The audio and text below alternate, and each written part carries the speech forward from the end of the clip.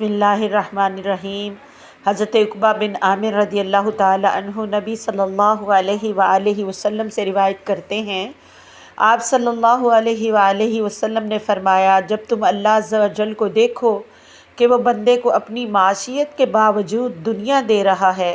جس معصیت کو پسند نہیں کرتا، تو وہ کوئی تدبیر ہے۔ پھر رسول اللہ صلی اللہ علیہ وآلہ وسلم نے یہ آیت تلاوت فرمائی،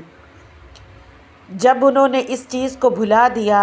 جس کے ذریعے انہیں سمجھایا گیا تھا، تو ہم نے ان پر ہر چیز کے دروازے کھول دیے، حتیٰ کہ جب وہ عطا کردہ چیزوں پر خوش ہو گئے تو ہم نے انہیں اچانک پکڑ لیا، تب وہ متحیر و نا امید ہو گئے۔